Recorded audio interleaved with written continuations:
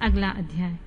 श्री शिव के द्वारा गोलोक धाम में श्री विष्णु का गोपेश के पद पर अभिषेक तथा उनके प्रति प्रणाम का प्रसंग सुनाकर श्री राम का सती के मन का संदेह दूर करना, सती का शिव के द्वारा मानसिक त्याग।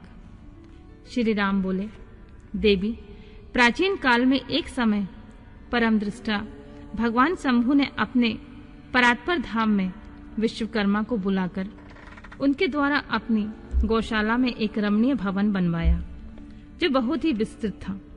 उसमें एक श्रेष्ठ सिंहासन का भी निर्माण कराया। उस सिंहासन पर भगवान शंकर ने विश्वकर्मा द्वारा एक छत्र बनवाया जो बहुत ही दिव्य, सदा के लिए अद्भुत एवं परम उत्तम था। तत्पश्चात उन्होंने सब ओर से इंद्र आदि देवगणों, सिद्धों, गंधर्वों, नागादिकों तथा संपूर्ण उपदेवों को शीघ्र वहां बुलवाया। समस्त वेदों और आगमों को, पुत्रों सहित ब्रह्मा जी को, मुनियों को, अप्सराओं तथा समस्त देवियों को जो नाना प्रकार की वस्तुओं से संपन्न थी, आमंत्रित किया। इनके सिवा देवताओं, ऋषियों, सिद्धों और नागों की 16-16 कन्याओं को भी बुलवाया जिनके हाथों में मांगलिक वस्तुएं थीं। मुने वीणा, मृदंग आदि नाना प्रकार के वाद्यों को बजवाकर सुंदर गीतों द्वारा महान उत्सव रचाया। संपूर्ण औषधियों के साथ राज्याभिषेक के योग्य द्रव्य एकत्रित किए। प्रत्यक्ष तीर्थों के जलों से भरे हुए 5 कलश भी मंगवाए गए। इनके सिवा और भी बहुत सी दिव्य सामग्रियों को भगवान शंकर ने अपने पार्षदों द्वारा मंगवाया और वहां उच्च स्वर में वेद मंत्रों का घोष करवाया। देवी, भगवान विष्णु की पूर्ण भक्ति से महेश्वर देव सदा प्रसन्न रहते थे। इसलिए उन्होंने प्रीति युक्त हृदय से श्री हरि को वैकुंठ से बुलवाया और शुभ मुहूर्त में श्री हरि को उस श्रेष्ठ सिंहासन पर बैठाया। महादेव जी ने स्वयं ही प्रेम पूर्वक उन्हें सब प्रकार के आभूषणों से विभूषित किया। उनके मस्तक पर मनोहर मुकुट बांधा गया और उनके मंगल कौतुक कराए गए। ये सब हो जाने के बाद महेश्वर ने स्वयं ब्रह्मांड मंडप में श्री हरि का अभिषेक किया और उन्हें अपना वह सारा ऐश्वर्य प्रदान किया जो दूसरों के पास नहीं था। तदनंतर स्वतंत्र ईश्वर भक्त वत्सल शंभु ने श्री हरि का स्तवन किया और अपनी पराधीनता को सर्वत्र प्रसिद्ध करते हुए वे लोककर्ता ब्रह्मा से इस प्रकार बोले, लोकेश, आज से मेरी आज्ञा के अनुसार ये विष्णु हरि स्वयं मेरे वंदनीय हो गए हैं। इस बात को सभी सुन रहे हैं तात। तुम संपूर्ण देवता आदि के साथ श्री हरि को प्रणाम करो और ये वेद मेरी आज्ञा से मेरी ही तरह इन श्री हरि का वर्णन करो। रामचंद्र जी कहते हैं, देवी, भगवान विष्णु की शिव भक्ति देखकर प्रसन्न चित्त हुए वरदायक भक्त वत्सल रुद्रदेव ने उपयुक्त बात कहकर ही स्वयं श्री गरुड़ ध्वज को प्रणाम किया। तदनंतर ब्रह्मा आदि देवताओं, मुनियों और सिद्ध आदि ने भी उस समय श्री हरि की वंदना की। इसके बाद अत्यंत प्रसन्न हुए भक्त वत्सल महेश्वर ने देवताओं के समक्ष श्री हरि को बड़े बड़े वर दिए। इसके बाद अत्यंत प्रसन्न हुए भक्त वत्सल महेश्वर ने देवताओं के समक्ष श्री हरि को बड़े बड़े वर प्रदान किए। महेश बोले, हरे, तुम मेरी आज्ञा से संपूर्ण लोकों के कर्ता, पालक और संहारक हो। धर्म, अर्थ और काम के दाता तथा दुर्नीति अथवा अन्याय करने वाले दुष्टों को दंड देने वाले हो। महान बल पराक्रम से संपन्न जगत पूज्य जगदीश्वर बने रहो। समरांगन में तुम कहीं भी जीते नहीं जा सकोगे। मुझसे भी तुम कभी पराजित नहीं होगे। तुम मुझसे मेरी दी हुई 3 प्रकार की शक्तियां ग्रहण करो। एक तो आदि की इच्छा, सिद्धि, दूसरी प्रकार की लीलाओं को प्रकट करने की शक्ति और तीसरी तीनों लोकों में नित्य स्वतंत्रता।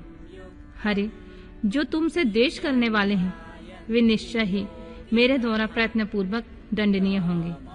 विष्णु, मैं तुम्हारे भक्तों को उत्तम मोक्ष प्रदान करूंगा।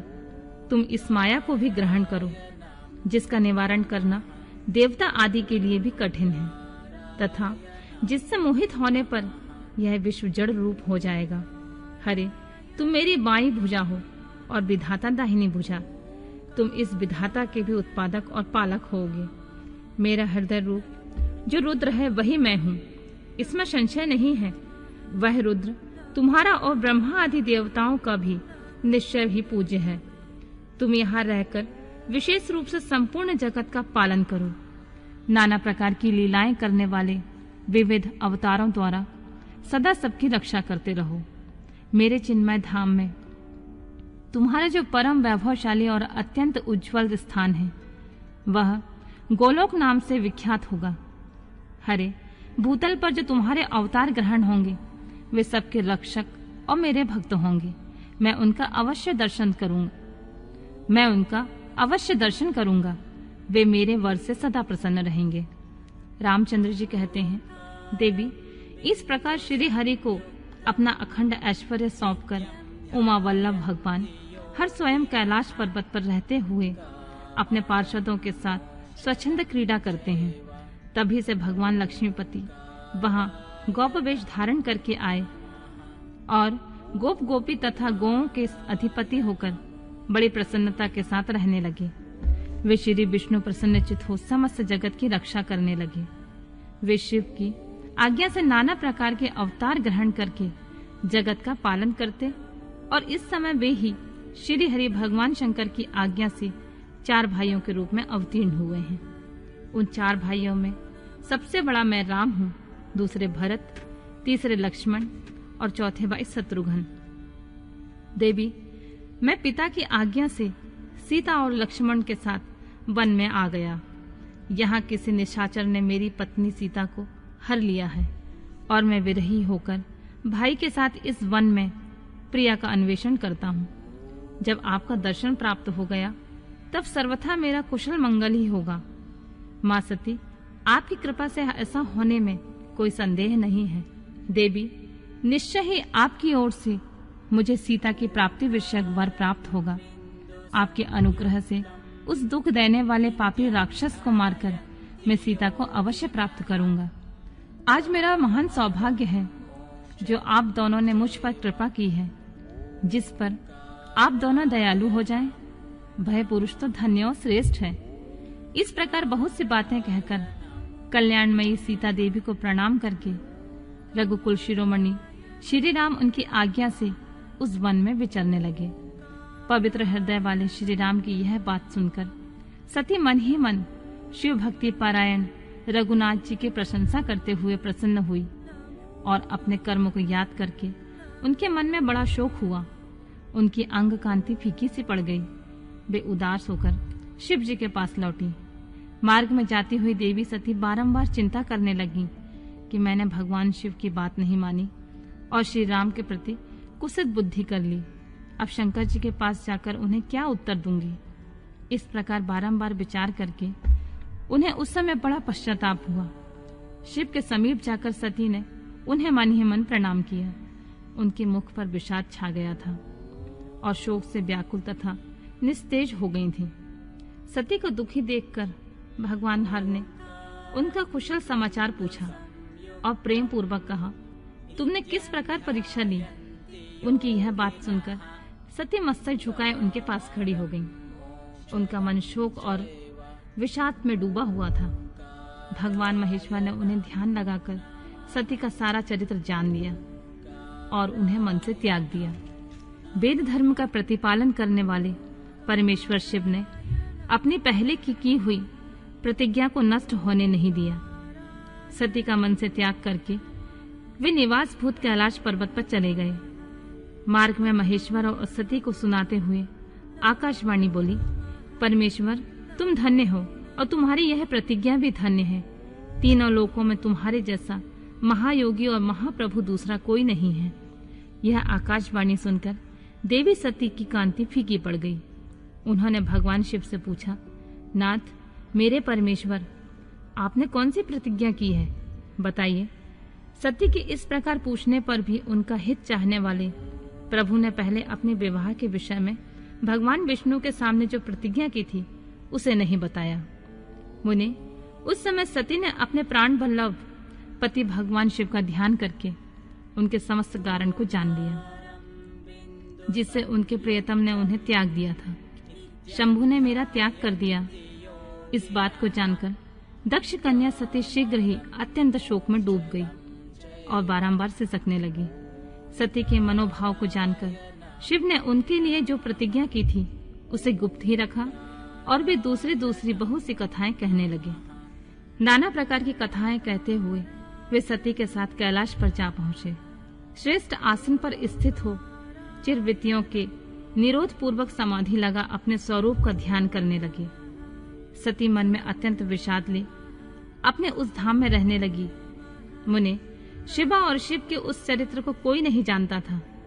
महामुनि स्वेच्छा से शरीर धारण करके लोक लीला का अनुसरण करने वाले उन दोनों प्रभुओं का इस प्रकार वहां रहते हुए दीर्घकाल व्यतीत हो गया। तत्पश्चात उत्तम लीला करने वाले महादेव जी ने ध्यान तोड़ा। यह जानकर जगदम्बा सती वहां आई और उन्होंने व्यथित हृदय से शिव के चरणों में प्रणाम किया। उदार चेता शंभु ने उन्हें अपने सामने बैठने के लिए आसन दिया और बहुत प्रेम से बहुत सी मनोरम कथाएं कहीं। उन्होंने वैसी ही लीला करके सती के शोक को तत्काल दूर कर दिया। वे पूर्ववत सुखी हो गईं। फिर भी शिव ने अपनी प्रतिज्ञा को नहीं छोड़ा। तात परमेश्वर शिव के विषय में यह कोई आश्चर्य की बात नहीं समझनी चाहिए। मुनि लोग शिवा और शिव की ऐसी ही कथा कहते हैं। कुछ मनुष्य उन दोनों में वियोग मानते हैं, परंतु उनमें वियोग कैसे संभव है? शिवा और शिव के चरित्र को वास्तविक रूप से कौन जानता है? वे दोनों सदा अपनी इच्छा से खेलते और भांति भांति लीलाएं करते हैं। सती और शिव वाणी और अर्थ की भांति एक दूसरे से नित्य संयुक्त हैं। उन दोनों का वियोग होना असंभव है। उनकी इच्छा से ही उनमें लीला वियोग हो सकता है।